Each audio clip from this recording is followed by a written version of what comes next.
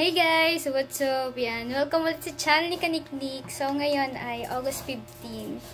So, ano naman ngayon ni Dehawi? Ni aking Canadian boy. 1 year and 8 months na kami. Pero ako lang yung magse-celebrate kasi wala na. Tulog na si Dehawi. Hindi, magluluto ako ng carbonara. So, magmimerienda kami ng carbonara. Pero mamaya pa to kasi anong oras na? Mag-aalas 4 na. So, mamaya na lang to. Siguro, yayayain ko yung mga friends ko dun sa dagat. O, imbis na si Dehawi yung kasama ko dahil mansari namin. Hindi. Mga friends ko ang kasama ko dun. Kasi, wala naman si Canadian boy, Kaya, hindi makakapag-celebrate. Kaya, yung mga friends ko lang muna, diba? So, yan. Samahan nyo ako magluto ng carbonara. Medyo may kamahalan pala itong medyo lapad-lapad. Ano nga tawag dito?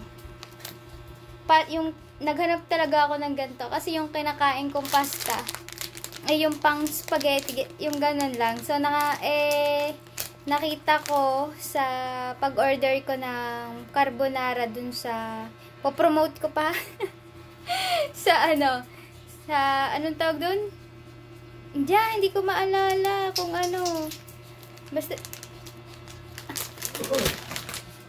alright, naalala ko na. Sa Pendong, doon ako nabili ng carbonara kasi ganito yung pasta nila. Yan. So, first time ko gagamitin itong pastang to. At sana maging maayos ang pagluluto natin para hindi tayo hindi ang score natin ay umabot ng 10. Para hindi tayo mapahiya sa papakainin natin ito. At ito naman ay pang-apat na luto ko na to, guys, ng carbonara. Pero iba nga lang pasta ngayon. Sana, ngayong may papakainin tayong iba ay masarap yung maging resulta ng ating pagluluto. Pero sa lahat ng niluto ko, sa 3 beses na pagluluto ko, ay approve na approve kay Ella. Sarap na sarap si Ella. Dating hindi siya nakain ng carbonara, ay kumakain na siya. Inaabangan niya lagi yung luto kong carbonara. O, diba? Kaya approve na approve. Kaya bago ko patikim to sa mga friends ko, ay kailangan ay masarap. Para hindi nila ako iwan. Kaya dapat sarapan ko yung luto ko. Alright, ang init. Grabe. Nagpuyod na nga ako eh. So, yan. Magagayat lang ako ng sibuyas, bawang. Tapos, update ko kayo mamaya. See you guys! Hey guys, so, nakaluto na tayo. O, diba? Kanina sobrang pawis ko. Pero ngayon, hindi na. So, ito yung niluto natin carbonara. Tara!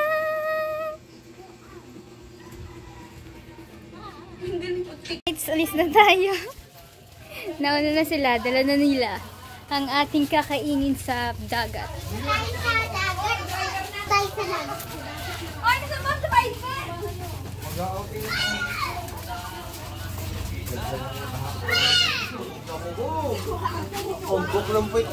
Hina. Akala ko bibino. Alright, so nakaniknikan din tayo sa dagat. Tabing dagat pala, hindi pa pala sa dagat. Tantiyalani talaga, hindi talaga natin isang mga iniwan na talaga yun. Ayaw nga pala, nagluto tayo ng carbonara. Yan nga, pinakita ko sa vlog. Siyempre, bumili tayo ng soft drinks at saka pizza. Yan, diba?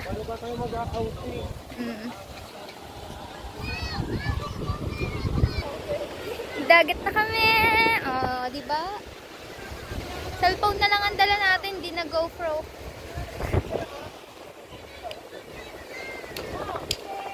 Ano yan? Nahuhuli? Wala ka naman panghuli. Wala. Oh, ano pare? Ano yan?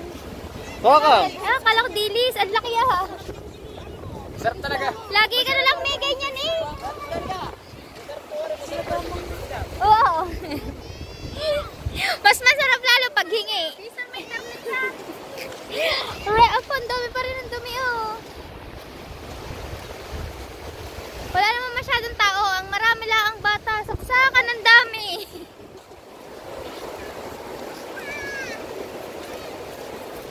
Kulang pa kami, guys. Yan. Si Kabyutay may dala ng carbonara. Si Mabel may dala ng soft drink. Si Luningning may dala ng baso at saka plato. At si Mama Sang, dala niya ang kanyang bayag.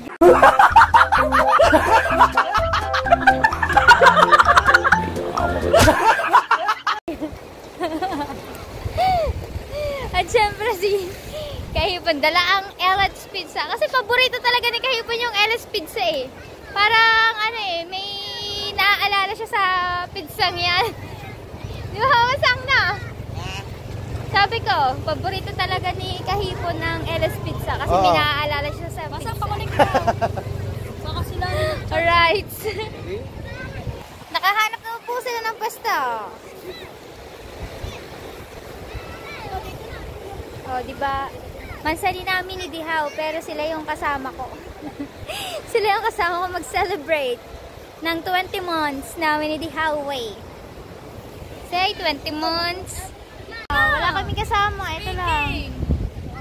Sila nila ang saan? Ayan. Sexy naman tayo Lani. Oh, sa malayo. Sa malayo. Magnalalapit. Nakakain na kami. Tiyadayo na lang iniintay namin kung wala pong ibang nagpunta dito. Si Mama Sang na, gutom na. Gutom na po si Mabel, si Mama Sang. Talay ka sa vlog. Hi, Talay! Hi, Talay! Say! Mispring ko yan. Galing niya. Susulat. Yan na, tawak mo ka. Parang gutom agad. Hindi talaga yung picture. Pause mo tayo. Kala mo picture. Paglabag, balagban. Hey, guys. Boy. Sabi ko pa naman din, ganyan. Ha? Eh ano? Ikaw naman yun eh. Hindi naman ako. Sabi? Baka nandun sa kain na kami. Kain na. Kita ko muna ang aming pakala. Nako, puro. Hindi. Ano? Ay. Kain ng plato. Kain na tayo. Let's see.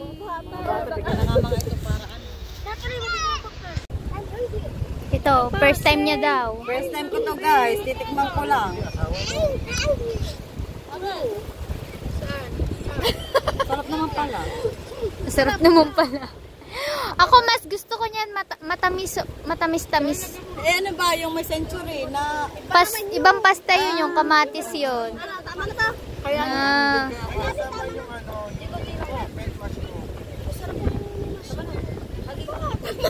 ito, favorite niya daw yan. tama na to. Yes. This is my favorite. Sarap ako lang. Sarap, hindi pa nga natitigman. Yung isang mushroom daw. Ayoko nga. Nagkain na din. Nagkain na.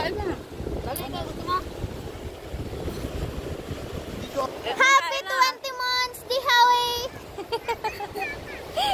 Oh, kahit wala ka dito, may kasama naman ako mag-celebrate. Oh. Nice. Yan, ayan yung special nila. Kain na. Ela, kain na. Oh. Oo, humanap pa nga ako ng ganyang pasta. Bago mag-iibang ano mo. Baka manibago ka sa lasa kasi ang natitikman mo yung ano, matamis. Ayan, hindi masyado. Naman po, baka po may diabetes yung kasama natin. Hindi ko tinawsahan. Sabi nga ni Amboy, umiwas sa soft drinks, sa ano na, busugan na. Taob. Kaya si Mabel, may take out yan kayo dala din. Sasabihin mo kay Amboy. Amboy, sorry. Hindi ko natupad yung promise. Hindi na ako inom ng soft drinks. Dali ka ba naman? Lagat ka. Hindi ko natupad yung iwas. Pero hindi siya nagyosi kasi walang Malboro. Hi! Sa wakas nakauwi na kami. Kakapagod. Kumain kami ng ano. Bumili kami ng pizza, tapos soft drinks, at kumain kaming carbonara. Pasta. Pero baboy ang lahok niyan. Ham at saka ano. Tsaka bacon. Nangyayari sa iyo. Let's. Oh, Japon naman eh. Wala. Sabi, mamaya na eh. Nandiyan ako yung jeep, di ba? Oo nga, dumaan siya dito eh. Sabi, mamaya na eh. Wala na naman. Baka may pinuntahan lamang. Kanina pa. Kanina pa yun. Ang mama mo, nandoon sa ano, sa despedida. Tapos kasama mo sa toto. Mga ano. Ba't si Nanay Lita inaandin eh? May nire-request. Abay, nagmamakaawa. Bakit ka ba nagmamakaawa? Ano ba minamakaawa mo dyan, Lita? Ha? Nagmamakaawa na si Lita. Okay ka lang. Nakikiawan. Nanay Lita kay Kuya Jeff, okay lang ako. Pero pag nandito sa akin, Nick, parang awa mo na. Tapos, pag nalaman ng Kuya Jeff, sasabihin mo ng Kuya Jeff, ba't din mo naman sinabi sa akin? Oh, gaganyan na naman ako yun. Ako na naman ang papagalitan. Ako ang gaganyan ng Kuya Jeff, hindi na si Nanay Lita.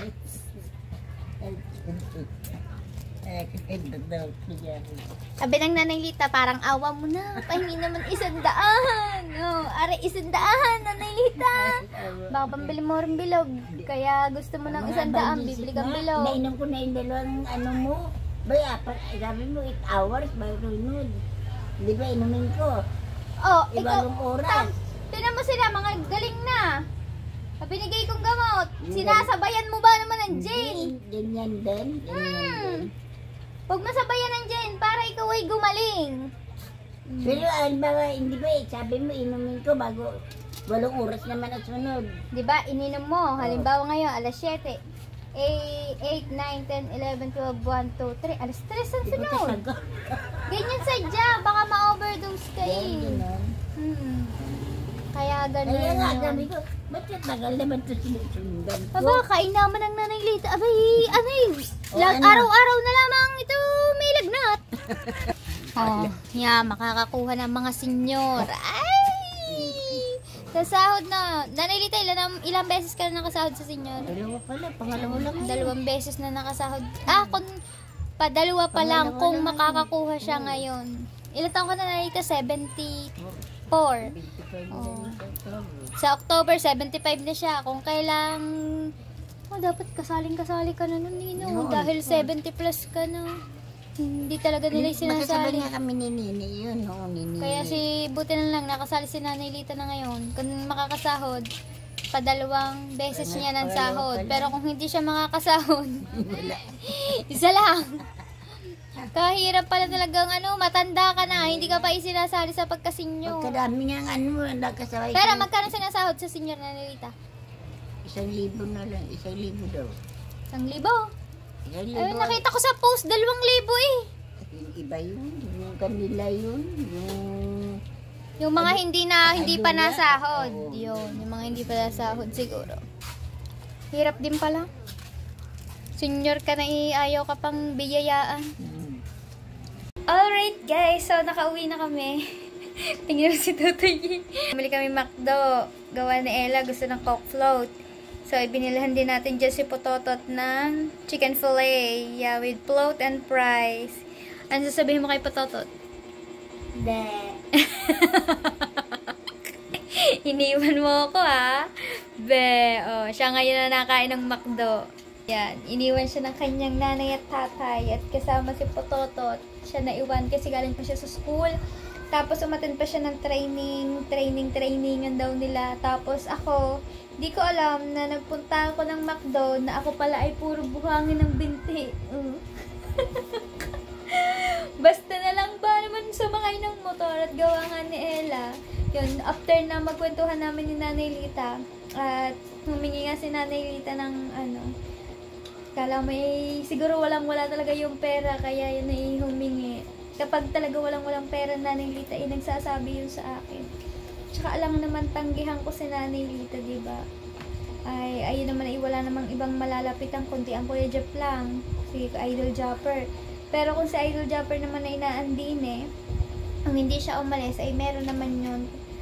Kaya lang siguro kanina umalis, hindi pa nabalik, ay wala pa siyang ulam dahil gabi na.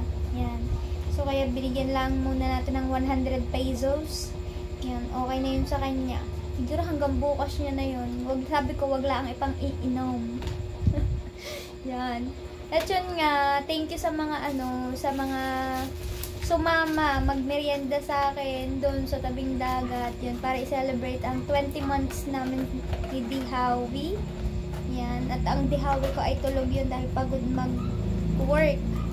At balita ko masakit daw ang braso niya. Tapos tinanong ko siya kung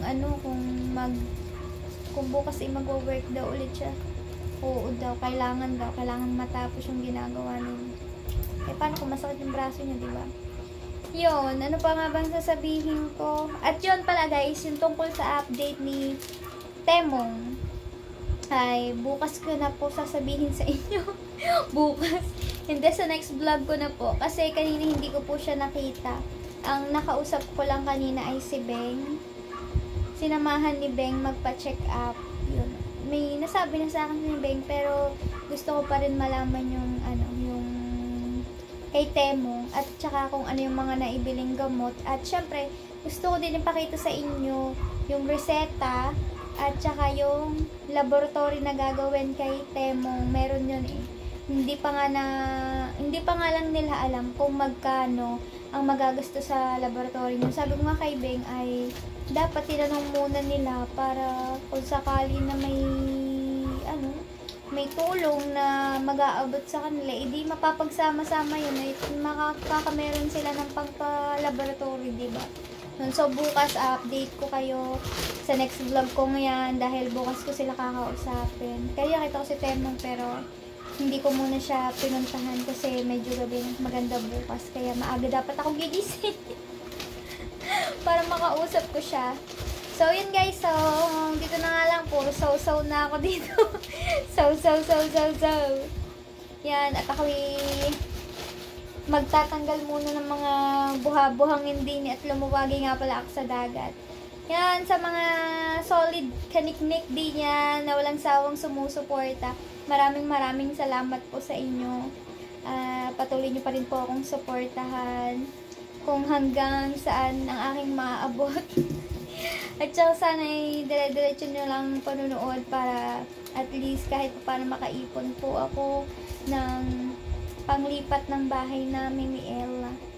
Alright, so hanggang dito na lang po. See you next vlog mga kaniknek. Mahal ko kaya. Bye guys! Thank you for watching!